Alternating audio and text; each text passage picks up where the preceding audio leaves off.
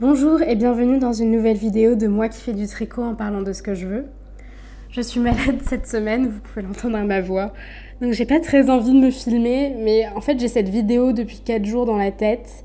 Si je la filme pas, je vais être très frustrée.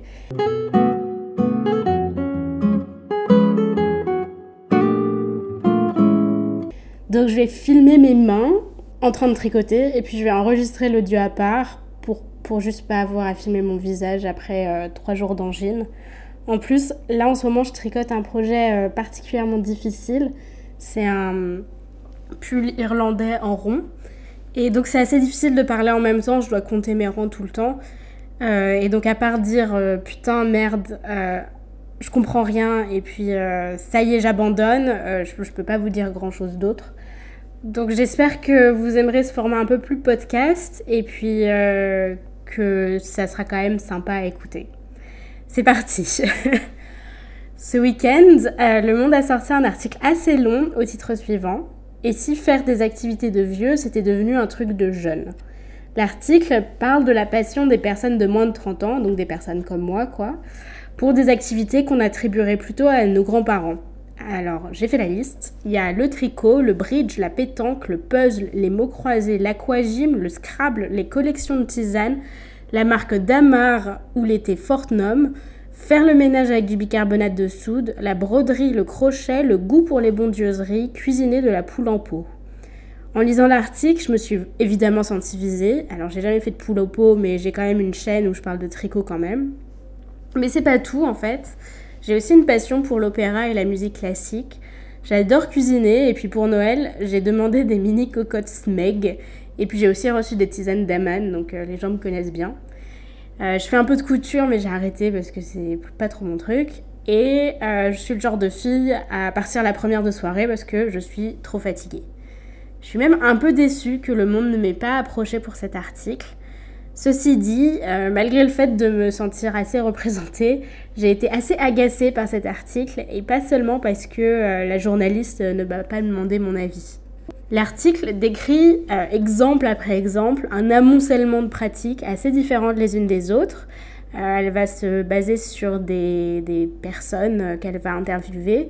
Et puis, ça réunit tout ça autour de l'idée d'activités de vieux. Comme vous avez pu le voir, c'est des activités quand même assez différentes. Et en plus, je me demande, c'est quoi une activité de jeune alors ? Est-ce que c'est aller dans des bars ou des boîtes de nuit, regarder des séries sur Netflix, jouer à des jeux vidéo ? Bref, ça veut dire quoi au fond, activité de vieux et puis activité de jeune ? Ensuite, elle va essayer, la journaliste, de trouver une raison à cette tendance, s'il y a vraiment une tendance.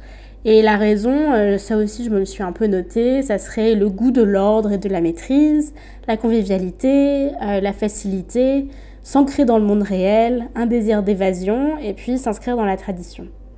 Mais toutes ces raisons ne sont pas satisfaisantes parce que le ton de l'article est assez ironique, du style « Ah mais qu'est-ce qui leur prend à ces jeunes de se prendre pour des vieux ?» La première chose qui m'a énervée dans l'article du Monde, en dehors de ce ton, c'est que la journaliste qui a écrit l'article s'est appuyée sur des exemples de témoignages de jeunes qui ont des métiers comme employés de sociétés de marketing, professeurs d'italien, anciens attachés de presse, lecteurs pour des maisons d'édition. Des personnes donc avec un capital culturel plutôt élevé, voire un capital élevé tout court. J'ai l'impression que des activités un peu vieillottes comme le puzzle, le bridge ou le tricot sont intéressants uniquement car une certaine partie de la population, des gens en contact direct avec des journalistes, enfin des gens que des journalistes pourraient trouver facilement, on va dire, pour un article, se sont intéressés à ces pratiques. Donc non seulement des jeunes, mais en fait des jeunes riches, des jeunes parisiens, des jeunes bobos même, le mot est dit. Le Monde n'a pas comme objectif d'écrire une étude représentative de la population, mais certaines de ces pratiques ne sont pas des pratiques de vieux. Ce sont aussi des pratiques assez bon marché. Les mots croisés, ça s'achète dans un relais. La pétanque, ça coûte pas si cher. Le bridge, ça demande juste un jeu de cartes. Le Scrabble, je pense pas que ça soit très compliqué aussi à trouver. Je me demande si cet article ne serait pas plutôt un signe d'une récession à venir, le signe que les jeunes, en fait, même les jeunes bobos, réduisent la voilure de leurs dépenses en divertissement. Et au lieu d'avoir un abonnement à Netflix ou je sais pas, un nouvel iPhone, et ben ils s'achètent un Scrabble, quoi. Mais le ton serait résolument moins comique, donc je comprends que ça soit pas vers là où elle se soit tournée. Ensuite, la principale preuve que les jeunes se sont mis à certains hobbies, ce sont le nombre d'abonnés sur les comptes Instagram et puis TikTok, le nombre de vues derrière des hashtags. Le monde utilise quelques données chiffrées comme la hausse de vente de puzzles. Sachez-le, on vend plus de puzzles aujourd'hui qu'avant. Mais la plupart des chiffres sont en nombre d'abonnés. Mais là aussi, il y a quelque chose qui me chiffonne. Et si ce n'était pas qu'on était plus nombreux à vivre comme papy et mamie, et plutôt qu'on se sentait moins con à parler de ce genre de hobby. Car disons-le, le tricot, les puzzles ou les mots croisés, ce ne sont pas des activités qui sont sociables. On peut très bien tricoter dans son coin. Enfin d'ailleurs, c'est ce que je devrais faire. Mais je ne le fais pas parce que je suis sur ma chaîne. La grande différence, c'est que maintenant, des activités plutôt solitaires peuvent se partager sur les réseaux sociaux. Et je pense que les confinements et puis le Covid ont eu plus à jouer là-dedans que les autres raisons évoquées dans l'article. D'ailleurs, la preuve est, moi, j'ai lancé ma chaîne pendant le 2e confinement, puis j'ai continué parce que ça me permettait de garder du lien avec mes amis que je pouvais moins voir. Elles m'ont dit « Ah bah c'est sympa, continue, ça fait plaisir de t'écouter ». Donc je me suis littéralement sentie moins con de parler de mon hobby, de mamie, à des gens autour de moi. En fait, ce qui manque dans cet article, c'est finalement les vieux. On a l'impression que les jeunes se réinventent par eux-mêmes, qu'ils se mettent au bridge, comme une sorte de génération spontanée de passionnés du bridge. Tout l'article donne l'impression que les jeunes et les vieux sont des catégories de la population qui ne se parlent pas vraiment, qui n'interagissent pas, et c'est quasiment surprenant pour les vieux de voir ces jeunes apparaître. Il y a même un moment où quelqu'un dit, un passionné de pétanque, qui dit « La pétanque, c'est pas juste un papy à Marseille avec son verre de Ricard, comme si les papys étaient des repoussoirs, surtout s'ils venaient de Marseille et qu'ils avaient un verre de Ricard. » Mais pour donner ma petite expérience à nouveau, c'est ma grand-mère qui m'a appris à tricoter et puis à cuisiner. J'ai une autre grand-mère qui m'a amenée à l'opéra voir des ballets. Même la grand-mère de mon mari, c'est elle qui m'a offert les petites cocottes Smeg, dont je suis vraiment très contente d'ailleurs. Quand on ne parle pas de transmission, quand on ne parle pas de communication entre les générations, bien évidemment, ça fait un peu bizarre de voir des jeunes faire des trucs de vieux, ils s'y mettent par eux-mêmes. Mais j'ai aussi lu récemment un article du New York Times qui est paru à peu près au même moment sur les chaînes YouTube où l'on voit des mamies faire la cuisine et expliquer des recettes à leurs petits-enfants. Et c'est les petits-enfants qui les filment et qui les mettent sur YouTube. L'article s'appelle « More Grandma Content, Please ». À un moment, l'article dit « Watching a grandmother cook can be educational, ambient or entertaining. It can be deeply nostalgic and emotional too. » C'est exactement ça. Le côté nostalgique, émotionnel, éducatif ou juste divertissant. Au-delà de tous les sens qu'on peut y trouver, il y a quand même un plaisir assez simple qui est le plaisir de la transmission, que ce soit de transmettre quand on est une grand-mère ou un grand-père, ou de recevoir quand on est une petite fille ou un petit-fils. L'article essaye de trouver une raison un peu sérieuse quand même à cette passion, au-delà de ce plaisir qu'il n'est même pas cité, en citant une anthropologue, Fanny Paris, c'est un peu la caution sérieuse de cet article. C'est l'autrice de Enfants gâtés, Anthropologie du capitalisme responsable. Donc elle va prendre toutes ces pratiques et elle va le relier à son sujet d'étude, qui sont les adultes qui veulent être capitalistes mais responsables en gros. Elle considère que la hausse de ces activités serait liée à la montée de la psychospiritualité, la quête de soi et du bonheur, qui passe par le développement et l'épanouissement. Pour citer l'article, elle conduit à ce qu'on appelle en sociologie des pratiques de réassurance. Le tricot comme le Scrabble sont des activités où on a l'impression de tout maîtriser, car leur savoir-faire s'inscrit dans une tradition.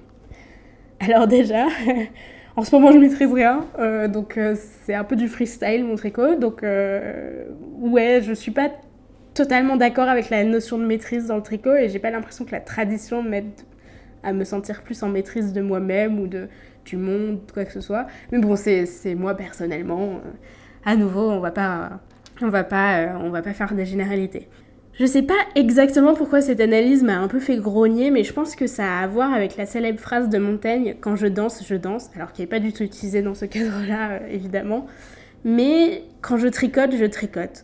Les gens, ils ont besoin de se divertir, de passer du temps, et rajouter une raison traditionnaliste ou une raison de maîtrise derrière un passe-temps qui finalement permet de passer le temps, en s'amusant, en étant créatif, en faisant marcher son cerveau et en accomplissant des petits objets utiles, c'est un peu fort de café. Je dis vraiment pas qu'on devrait pas analyser nos activités, je suis clairement en train de le faire là tout de suite, ou de découvrir une signification ou une idéologie, ou vous regardez l'impact du capitalisme et tout ça. Mais avant de passer à la partie cachée d'un fait, il faudrait quand même commencer par les choses les plus évidentes. Ces hobbies, ils sont sympas. C'est des divertissements, ils sont faits pour passer le temps, et c'est d'abord ça avant d'être un signe de notre époque. Mais ok, soit, mettons du sens dans le tricot. Déjà, il faudrait que je mette du sens dans le mien. Je vais vous donner ma dernière théorie qui n'est pas plus juste que celle de l'anthropologue, surtout parce que je ne suis pas anthropologue, donc c'est juste ma petite théorie dans ma tête. Ça part d'un livre d'histoire que j'ai lu récemment, qui s'appelle L'invention du bronzage par l'historien Pascal Horry.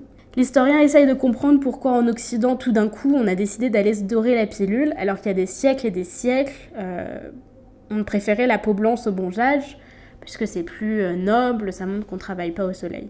Et c'est un peu le même constat de surprise, tout d'un coup les gens changent de pratique, quoi. Tout d'un coup les gens se mettent sur la plage à bronzer. Alors, Pascal Horry dit que ce ne sont pas les classes populaires avec les congés payés qui ont inventé le bronzage, ni une élite anticonformiste comme Coco Chanel qui se sont mis à faire rien comme tout le monde et ont fini bronzés. Tout ça d'après lui, d'un point de vue chronologique, ça colle pas. Le bronzage existait déjà avant et le discours sur le bronzage existait déjà avant. La thèse de son livre, c'est de dire que c'est le discours médical qui a changé les pratiques. À l'époque, on n'arrivait pas encore à soigner la tuberculose, qui est la grande maladie du 19e siècle et du début du 20e.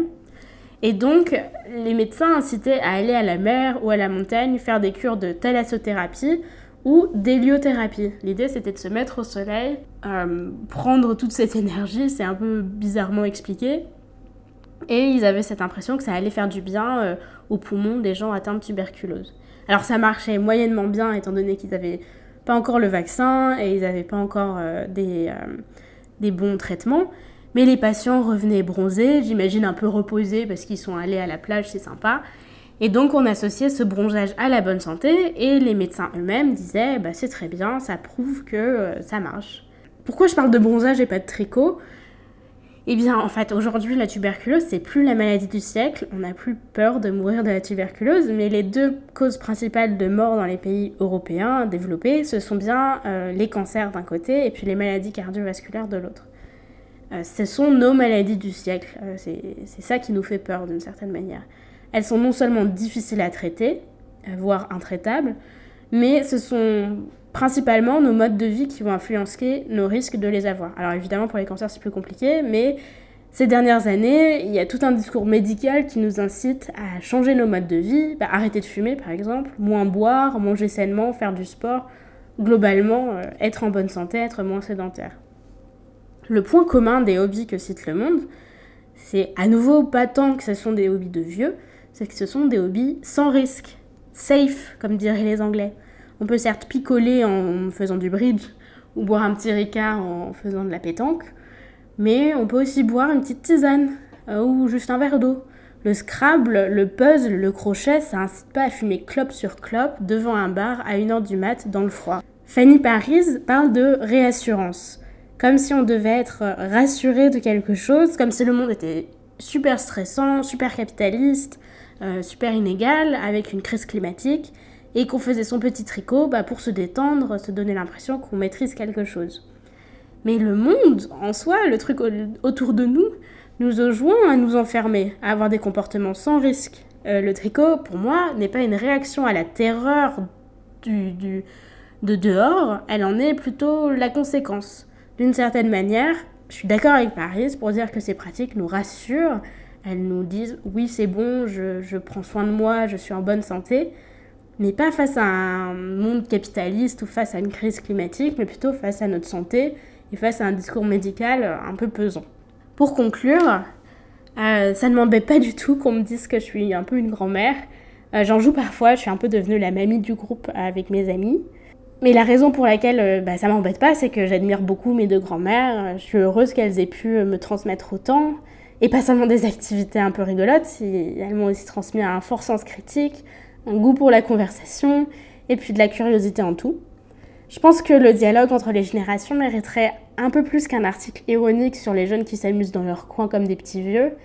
Et puis, je suis sûre qu'il y a des raisons, il y a plein de raisons pour lesquelles on fait tout ça et qui ne reposent pas juste sur, disons, la peur du monde extérieur, quoi.